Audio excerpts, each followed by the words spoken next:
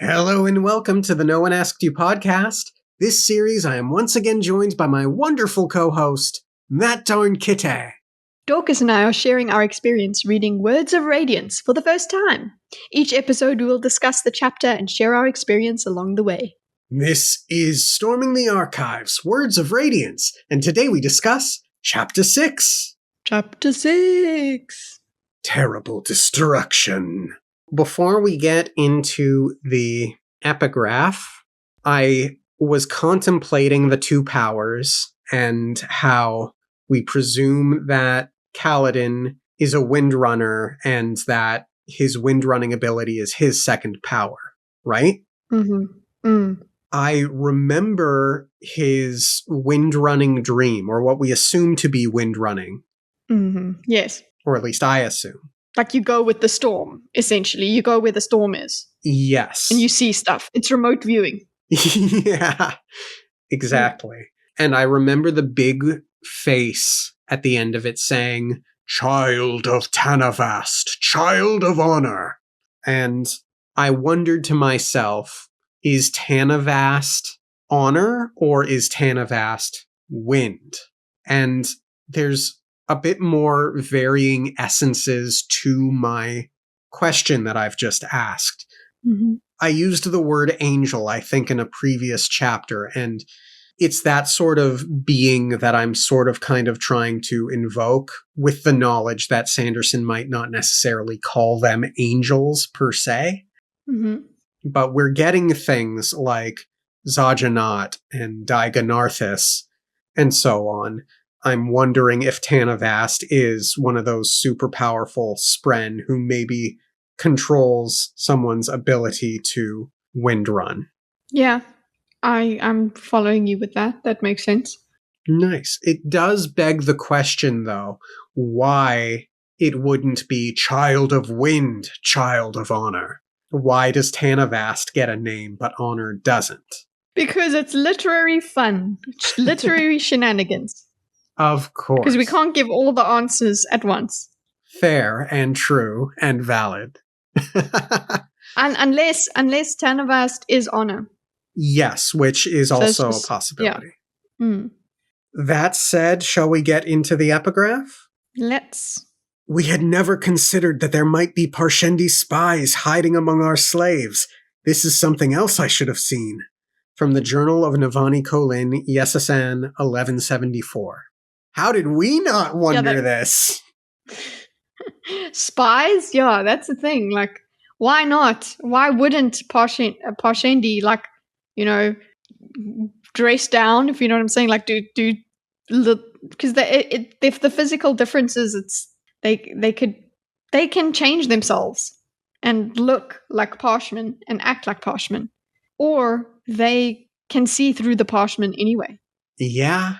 Oh, yeah, that is true, because they can communicate from afar, although we do know that the Parshmen don't seem to have their music, whatever that means. Mm.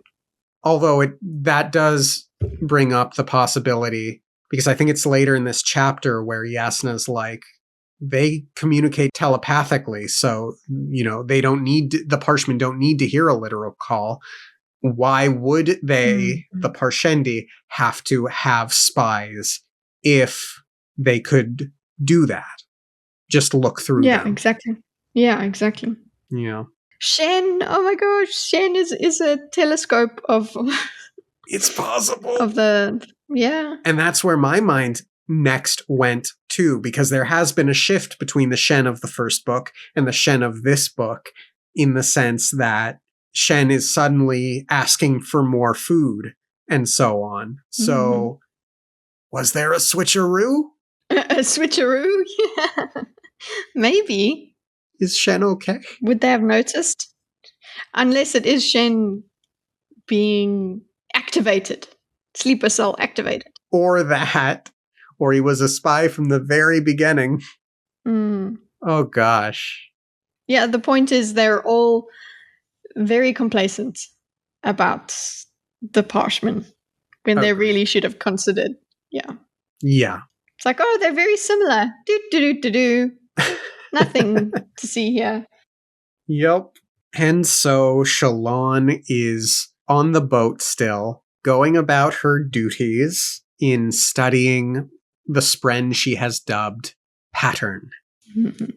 We know that Syl knew she had a name at some point. Do you think Pattern has a name and then will switch and then will eventually be like, hey, I remember my name. You can call me John from now on if you like.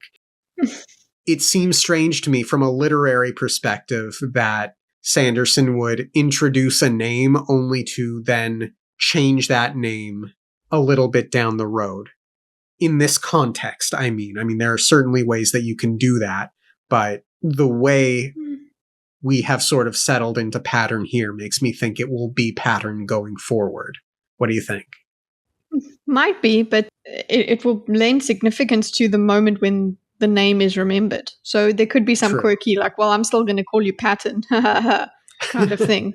But the moment that the name is remembered seems to be that's when that spren has evolved. True. Quite a lot of awareness, and it seems like the awareness comes as their affinity with their chosen one person, whatever, grows. So yeah, the establishment of this name just means that if we change to another one, it will be more significant to me. Yeah, that's fair. And we could also have the possibility of the supposed lie spren not wanting people to know its true name. We get Pattern wondering about food. Shalon teaches him, we eat this food. And Pattern's like, you make it into you. And it's horrified. He thinks that the act of eating is terrible destruction. What do you think of that? I guess if eating is alien to you, it would be quite disturbing. Yeah. Yeah. Violent. It's violent. It's breaking things up into tiny little pieces, into mush, and then swallowing it. It's consumption. You're consuming and you're taking from something, rather than it giving. And also you can see this is the difference. It sees food as a person, has personhood, has value. Yeah. And it's notable that we're not even talking about eating meat right now. We're talking about eating plants, which are a different form of life. Yeah. He's extreme vegan. Pattern is, Yeah, extreme vegan. Shalon writes about how Pattern can connect complex thoughts and how abstractions come easily to him. He asked, why be? Which Shalon interprets as asking what her purpose is. She responds with, to find truth, and Pattern understands this easily enough. So there are a couple of things here that need to be discussed. First off, it seems that Lyspren then, or Pattern at least, is in many ways the opposite of Syl. Syl struggles with complex thoughts. She struggles, not thoughts, but concepts, rather, with understanding why Kaladin is feeling an ominous sense of dread, so to speak. But this kind of thing comes easily to Pattern. And already there's been set up this opposition between Lyspren and Honor Spren. So this seems to be an element of it, I imagine. What do you think? I would need there to be more of an interaction where Shalon is talking about emotions. Maybe Pattern wouldn't be able to grasp emotions, because that's what I think what Syl was struggling with, is the fact that you could have two emotions. You could be okay with certain things, but at the same time still feel dread.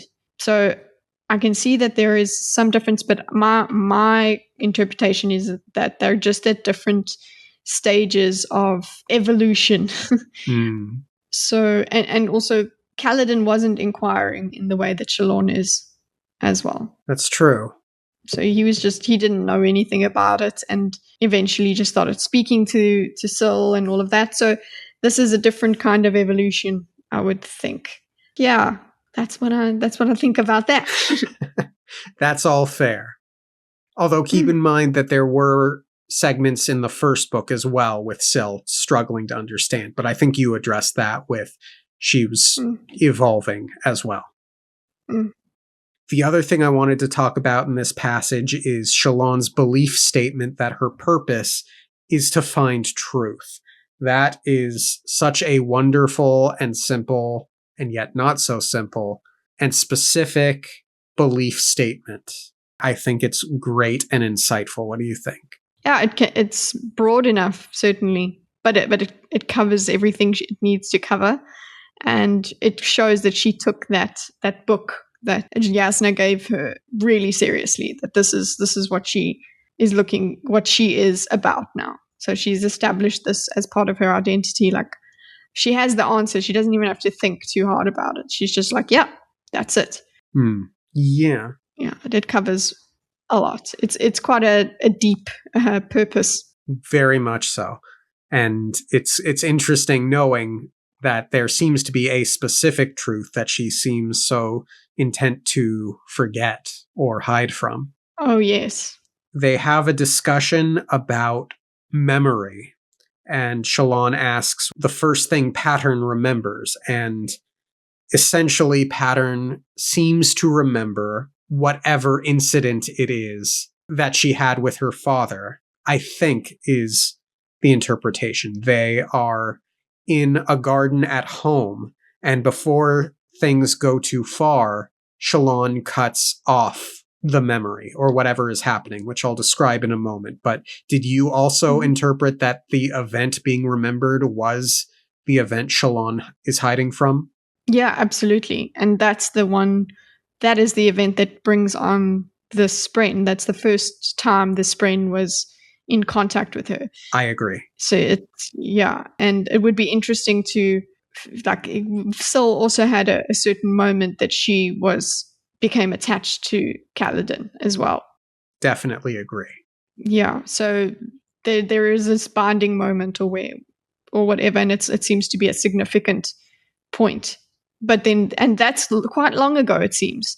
So it takes a long time for this thing to manifest, this brain to be able to speak eventually.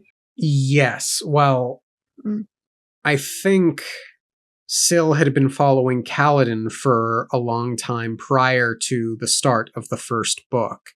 And we know more or less that there are different tiers in whatever this relationship is. So I don't think it's inconceivable that a long period could go without any significant or sincere progress on that front. And it seems like a no-brainer that whatever did happen between her and her father was a moment of either great truth or great lie. It's great truth, and she wants to run away from it, so that's a lie. That's the lie part. She's lying to herself by not wanting to remember. Yes. Yalb shows up with some new boy from Amid Latin, and I think I'm gonna ding the audiobook here for a moment. The voice for Yalb in this chapter is French for some reason, and it's never been French before. Yeah. Suddenly French. French Yalb. Right? Like, there's no prose or dialogue about him putting on a fake accent. So I'm like, why? Why did you do this? I don't understand. Is there going to be a reveal later or something? I don't think there will be. No, it's just the choice. Yeah. Performance choice. Yeah.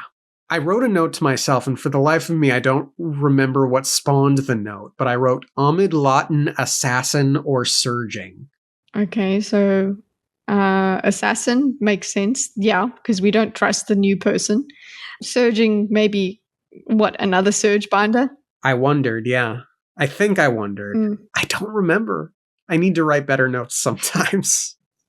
Probably you were wondering if he's a surge binder, like he would be he would join their crew. Yeah. Yeah, he's being introduced like something that's important. Yeah. And soon enough we will learn that basically the whole crew knows about Pattern, and to Shalon's credit, she tried to hide him for a little bit, but it's like, do you really want strange people knowing about this thing? Mm. And it's really interesting that the other Spren don't seem to like being watched, but Pattern either doesn't mind or doesn't know that he can make himself not be seen, if he can. Yeah. There's not. There's another difference. It's like by default he's visible, and I still say he. Yeah. Yeah, Seems he-ish. I agree. Also noteworthy, let's asterisk this be seen thing, because I have something I want to connect it to later on. Mm-hmm. But Yalb is basically talking up his experience in Carbronth with Shalon, which I thought was humorous. Mm. We? Yes, we. Yep, Yeah. they met the king of Carbronth. Yalb was a footman. It's like you were kind of there, but you weren't. Okay. Overstating things a little bit. The Ahmed Lawton man goes off to work in the galley or something, and Yalb asks Shalon what she was doing with the Spren. Apparently, whatever she was experiencing, seeing the plants from her memory, it was also turning the ship green. And there is a line about her taking in a breath, which was really subtly placed and pays off later when she finds out that the spheres in her pouch are done, which was great. Yeah. Mm. And I guess we can get back to the asterisk now. We essentially are going to learn in this chapter that Shalon's second ability is to manipulate color or light. Mm-hmm. And from a Lyspren, this is fitting because I think a proper application of light manipulation can allow Shalon to make herself invisible. She can deflect light in that way. So she could be an excellent spy, which totally fits in with the Lyspren theme, right? Yeah. And it could be illusion magic as well. So whether she makes herself invisible or not, she can create all different kinds of things, which are lies. Yes! Excellent! Disguises, things like that, yeah. Yep. So I'm looking forward to that. She's going to get into some shenanigans. She's going to sneak into places she shouldn't be and hear things she shouldn't hear. Mm-hmm. And it's at this point that it's revealed that Pattern is not a secret. So, well, there you go. They are pretty far from civilization. They've had to hide in a cavern somewhere to avoid a high storm, and they will have to essentially do it again in the near future. And Pattern likes the lies that Yalb has told. The lies being his embellishments about Carbron. Yeah, I think the fact that there's a little bit of truth is what he likes about it. Is that there's a little bit of truth to it, and then it's expanded, which is, I think, it's probably the same sort of thing as what you would do with manipulating light. You're using the light that's there in a certain way to make something else out of it. So yeah, that makes sense that Patton likes it. Yes, and he calls it a good lie. Shalon asks what makes a good lie, and Pattern responds, true lies. Shalon claims that the two are opposites, and we get the philosophy that light makes shadow and truth makes lies.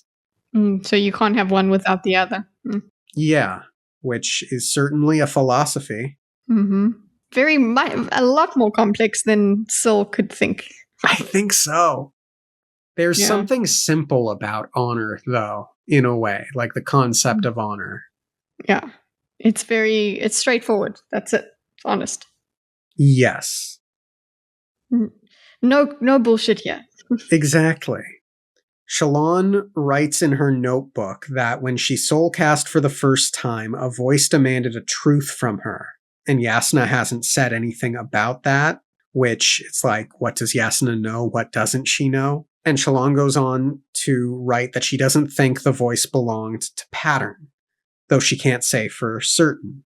I wrote to myself, it wouldn't have been Pattern, because Pattern was essentially in this world since the father episode, unless Pattern is currently lying about his idiocy or imbecility to Shalon.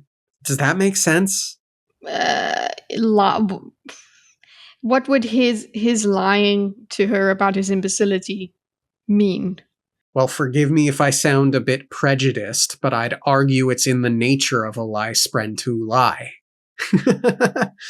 No, I'm saying, but yeah, even if that is the thing, what does it mean then? Like, so he's just lying. That doesn't mean that what then he's lying about when he existed? To be clear, I do think it was not Pattern, but a different cryptic. But going along this possibility, I imagine it would be that Pattern is not yet ready to reveal certain truths to Shalon, or he's testing her in some way by playing dumb, is how I would argue that. I'm taking the idea of them being cryptids. Sorry, not cryptids, but cryptics. Okay, rather than lie. Like, they don't like the word lie. Okay. I'm not seeing them as lie spren. I'm seeing them as cryptic. And what my assumption is that Shalon's avoidance of the truth of that day, that is connected to how intelligent and how evolved Pattern will be. So the more she starts to face that truth, the more Pattern will be able to manifest, like, will be able to take on a full body the way Syl does. In that, so it's attached to her self-actualization, her facing her demons, kind of thing. Right. The same way that Kaladin's character progression caused Syl's character progression. So that's what I'm thinking, that they're connected, and it is real imbecility because that's how far away from the truth Shalon is. So that's my theory, my running theory of them. Yes, and to be clear, in case I was confusing, that is my theory as well. I do think the voice she heard was more likely a different cryptic than Pattern. I was just exploring the idea and explaining how I would argue that idea. But yes, I think you're right on the money here. We get a passage about how there are different tiers of spren, that there are some spren that speak. They were a step up from ordinary spren, but then there was another level of spren who had real conversations with people. I'm prepared to bet there are many more levels of spren if we're going all the way up to the Voidbringers and the Angelic. We get Shalon reading about the Night Watcher. We get the line, the records of conversation with her, and she is definitely female despite what rural Alethi folktales would have one believe, are numerous and credible. I feel like the last Shalon chapisode, I well enough articulated my eye-rolly nature about lines like these, so I don't want to rehash it, but it's... Yeah, we don't need to rehash that. There is a pattern now starting to develop. It feels like in each chapter with Shalon, there's been some line that I have eye-rolled about. Yeah, I moved on past it pretty quick. I didn't eye-roll it. Cool. We get some really, really nice passages of Shalon feeling content. She is happy with her life. Her brothers are aware of the wonderful solutions to their problems that Yasna had suggested, and she's happy. Yeah. She's going to get married. Everything's coming up great. And she can be a scholar without having to worry about other things. I'm reading it, and just like Kaladin, I'm kind of waiting for the other shoe to drop, and you and I on a meta level know the Everstorm is coming, or what have you. But it's just so nice to read her being happy for a few moments. It really is. It is. Good for her. Very much so. In fact, we get the really nice line. She had stumbled into the perfect life, and it was everything she'd wished for. Sweet. Yeah. Yeah. She realizes that her spheres are done, and Pattern says lies. So he knows what she did. Mm. Shalon goes over to Yasna's cabin. Before Yasna even notices her, Yasna is looking uncharacteristically haggard, haunted, and tired. Yeah. She's actually being a human. Right, there's even exhaustion, Spren. Mm. I think it's really wonderful and well placed of Sanderson to get us this glimpse of current Yasna in this method. Mm-hmm. Well done there. And as Shalon is thinking about whether or not she should interrupt, Pattern, like the sweet little baby he is, blurts out, "Truth!" Yes, because that is the truth. It's the truth. That's the truth of her current state. Yep, very much so. Shalon mentions the spheres. Yasna makes sure she wasn't soul casting, and then invites Shalon in. She says, "Come in and close the door. I should speak to Captain Tosbeck. It won't latch properly." That doesn't seem like simple flavor text to me. That seems like No. someone might be spying or something bad afoot. Yeah. That's going to come back later to bite someone in the ass. Very much so, I think. Very concerning. Mm-hmm. Or like someone could easily get in and steal something. Mm-hmm. A new man from Amidlaten. Mm-hmm. Yasna presumes that whatever happened involved light rather than color. Although Shalon says that color was involved. I think the two are intertwined, but it's just noteworthy to me that Yasna's first presumption was light, not color. Mm-hmm. Yeah, well, color and light are the same thing. Light is just reveals color, frequencies, all of that stuff. Science! Science! Yasna flips through a book on Vorinism, 10 spheres connected by lines forming a shape like an hourglass, 2 spheres at the center like pupils, the double eye of the Almighty. And Yasna says 10 essences, 10 surges, 10 orders. But what does it mean that the Spren have finally decided to return the oaths to us, and how much time remains to me? Not long, not long. Yeah, numbers are important. 16 is important. Now it's feeling like 10 is important. So noted. Mm-hmm. Yasna is confident that the cryptics sent Shalon to Yasna for training, and I wrote to myself, are you sure about that? Can you say for certain? Well, what's the alternative? I don't know. I mean, like, look, I think it's possible, but we still don't know specifically what kind of Spren Yasna has. So, what has her Spren been telling her? I don't know. Well, it seems like they would have the same kind of Spren because they have the same kind of powers. Except for the fact that Yasna doesn't know much of anything about the cryptics. Yeah, so she would know more about her own Spren. I would imagine so. I don't know how much of what Yasna knows is true or not. I still kind of like my mistrust of Yasna, or my belief that Yasna may actually end up being wrong about a great many things, is growing. Yeah. I mean, that we already are like, yeah, you're not exactly right about the Voidbringers. Yeah. So I'm going to say it now, but I had written it at a couple of different points later in this chapter, but I'm getting very frustrated, not very frustrated, but generally frustrated with Yasna not being up to date with everything that's going on with Dalinar and Navani at the Shattered Plains, because it feels like so many of her questions could be answered through Dalinar's visions. Oh, yeah. But they can't talk about them on Read Spren or whatever Spren thingy. Not Spren, Read, whatever. They can't talk about it then. They're worried about it. Yeah. But yeah, they could technically just keep talking. Read Span, I think it is. Ugh, whatever. Span reads. Yeah, although... the other way around. Although I understand them not wanting to put confidential information in writing. Yeah. There's also the topic of isolation with Yasna specifically, but I'm going to get into that later. Anyway, Yasna says, on this diagram, one of the surges is known as illumination, the mastery of light. I'm glad to have that defined for us. And it is now Shalon's task to learn about this, to practice with it instead of soul casting.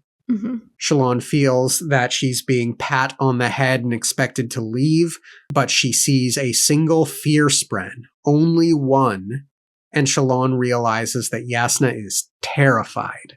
Damn spren showing off everything. Good lord. Yeah, it can be pretty darn inconvenient, it seems, for various spren to pop up at times. Yasna feels that she's incapable of doing anything. She's trying to stop a high storm by blowing against it really hard. And really, I'm going to get more into it later when Shalon starts talking about going to people with the information that they have. But this sort of begins to set the tone for this idea of Yasna can't do it alone. Yeah, she needs to stop trying to do it alone.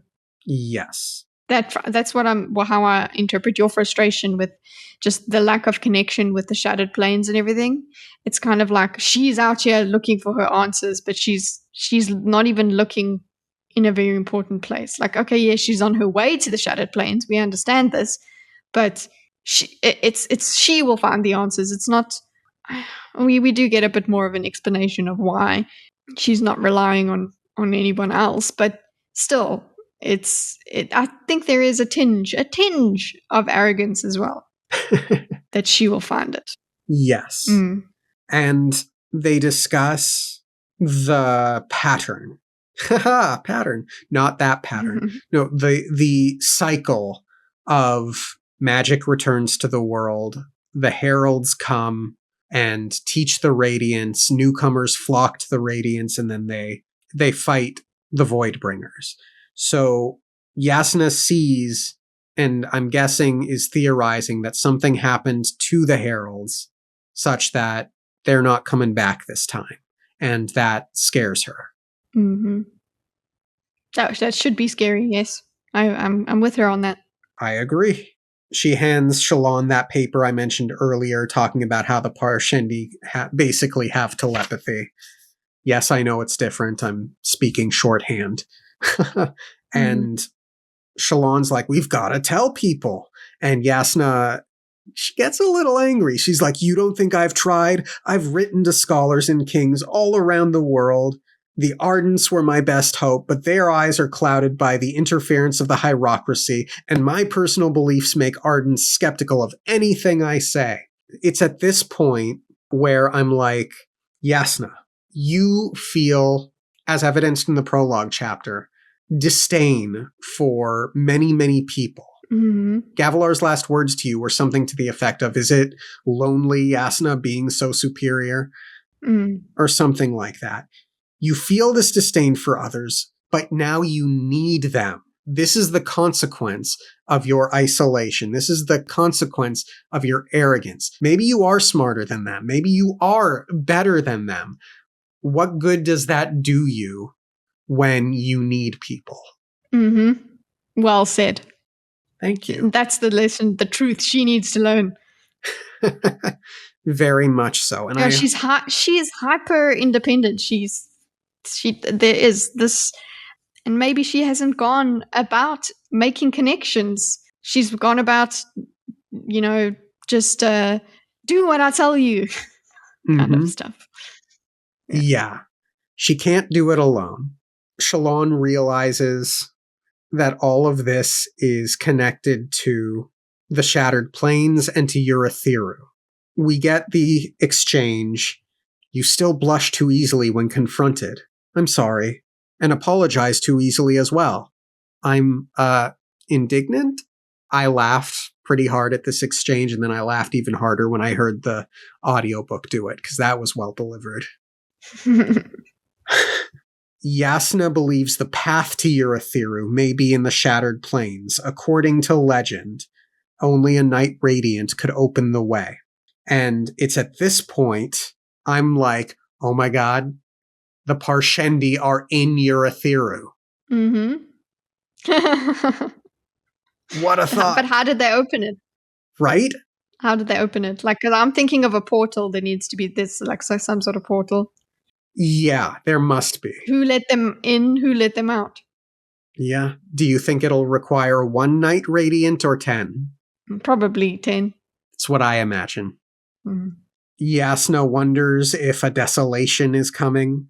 Yes, it is. Very much so. End of. We know. Yep. Yeah. You're a bit late to the party, Yasna.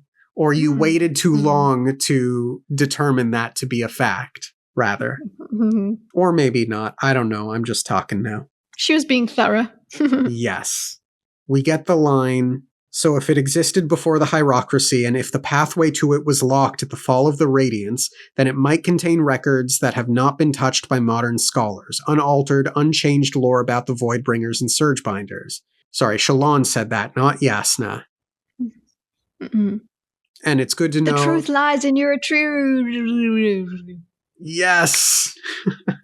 And I think that's a good goal to have. Mm.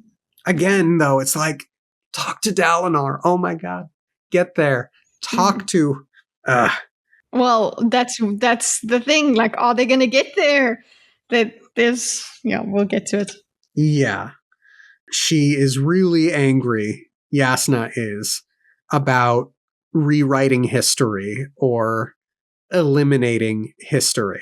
And she even kind of shouts out, and people ask me why I am hostile to the church. I need primary sources. It's like, yeah, I get your anger there. Believe me, I do on that one. Yeah. No to censorship. Yeah. They acknowledge it will be exceptionally difficult to try and convince the Alethi to rid themselves of the Parshmen. And there's no way Kaladin will ever abandon Shen, I think. Unless Shen betrays the Bridgeman. Yes. And I still think someone will betray the Bridgeman. But actually, I don't think it'll be Shen yet. But I bet people will be prejudiced against Shen. People outside of the immediate Bridge 4, I mean. Mm. We get the line, and in all honesty, I fear my brother won't be brave enough to risk the collapse expelling the Parshmen might cause. Yasna seems to have a low opinion of her brother, but honestly, if he were going to it's warranted. Yeah, it's not unwarranted. Mm-hmm. But honestly, Yasna, all that Elhokar is currently doing, this seems like small potatoes and easily doable. More easily doable. I don't know. After going. This is the backbone of their economy or whatever, like it is quite an important part. So on top of what he's doing, it's even more difficult. I think they could roll it in there in some way. Especially if they gloss it up in there are spies among the Parshendi. However long among the Parshmen, however long it takes them to figure that one out, but also along with they are cousins at the very least. They cannot be trusted. I will not have relatives of the ones who killed my father in this kingdom away with them. Yeah, I think he can spin it. Prop. Go propaganda. Go. Exactly.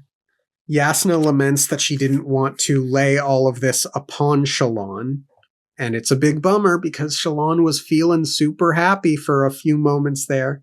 No, well, she needs to also know she can lean on that happiness. Yeah, exactly. Yeah. Yasna hands Shalon the book, and she said the title, guys. Yes, it's the Words of Radiance. Roll credits, everybody. Roll credits. But I'm worried. Okay, this is why I was worried. This is the thing that made me worry. It's so weird. There is mention of Yasna taking her books out of her waterproofed chest. Okay, the book out of a waterproof chest. Mm-hmm. So I'm like, waterproof. Okay, shit, the ship is gonna sink at some point. Mm-hmm. And the fact that there is a waterproof chest is going to come up. This is in my mind. And then I'm like, the Words of Radiance is outside of the waterproof chest. Something's going to happen to this ship. Oh, Just from that, no. I was like, something's going to happen. So I thought something bad's going to happen from that. And we do know that their next high storm stop won't have any sort of storm wall, that they'll have to weather it in like a gorge or something. I forget the exact term used. But I just, from there, I knew something bad was going to happen on the ship. Yeah. Well, fortunately, Yasna's read it, so she might be able to remember something. Yeah. Not enough, though. Mm-hmm. And so Shalon goes, and she decides she's not going to start the book that night. She goes to sleep, and she awakes to screams, shouts, and smoke. Oh my. Yeah. There it is. So I was like, oh, right on time. Yeah. Great stuff. So now what's going to happen to this book? Right? Oh, man. Is there a possibility that this is a memory? Like in the same way that she surge bind earlier and made a memory come to life? That would be cool. I would great bait and switch. That would be great. Yeah. Because she got more spheres. Yeah. Or it's the Amidlatin assassin. Yep, exactly. Oh gosh. Careful, Yasna. Your door is unlocked. Well, folks, next week is a blind read. This is, it better be a continuation. We can't do a POV shift now. Okay, guys? We have to be on the ship in the next chapter. I'll be so mad if we switch to Kaladin. Anything else to say, Kitty? Like the video. If you like. She told you to. So you better. Thank you all for tuning in. Have a great rest of your week. Subscribe to That Darn Kitta if you get a chance, because she's got a great channel. Subscribe to this channel, because you know it's great. It would be greatly appreciated. And we'll see you next time. Okay, thanks, bye. Thanks, bye.